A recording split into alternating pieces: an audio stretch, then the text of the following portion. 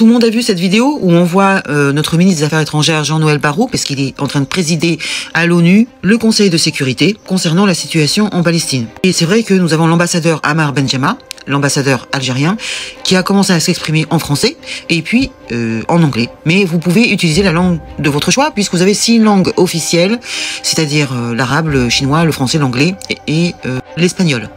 Et c'est pas parce que Jean-Noël Barrot, qui est donc préside le Conseil de sécurité à l'ONU concernant la situation en Palestine, est francophone qu'il faille parler en français absolument. Non, vous pouvez utiliser la langue que vous voulez. Depuis, vous avez des interprètes.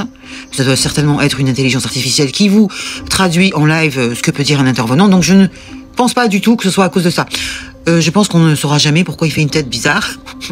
Je pense surtout c'est par rapport à ce que disait Benjema, Monsieur Benjema, sur la situation catastrophique à Gaza.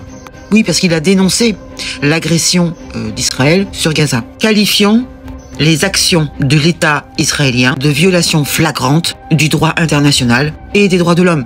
Voilà. Et lors de son intervention, Monsieur Benjema a souligné l'urgence d'un cessez-le-feu immédiat.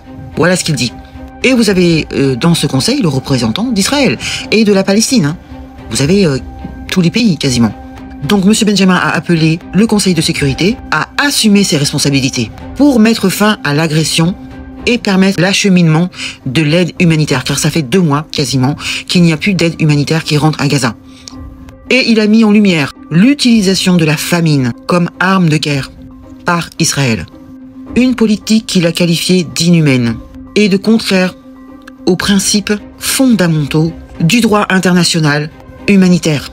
L'ambassadeur a également dénoncé le déplacement forcé des Palestiniens, affirmant que ces actions visent à vider les territoires occupés de leur population et à anéantir la cause palestinienne. Il a rappelé que de telles pratiques constituent une violation de l'article 49 de la 4e Convention de Genève.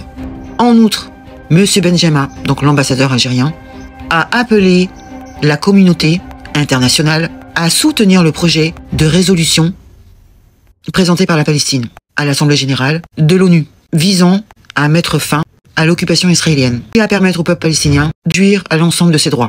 En résumé, malgré les obstacles, notamment du veto des États-Unis au Conseil de sécurité, l'Algérie reste déterminée à faire entendre la voix du peuple palestinien et à œuvrer pour une paix juste et durable dans cette région.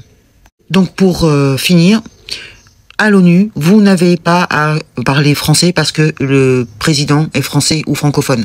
Vous pouvez choisir la langue que vous voulez. Depuis, vous avez des interprètes qui vont vous traduire quoi qu'il arrive si quelqu'un parle une autre langue que vous ne comprenez pas.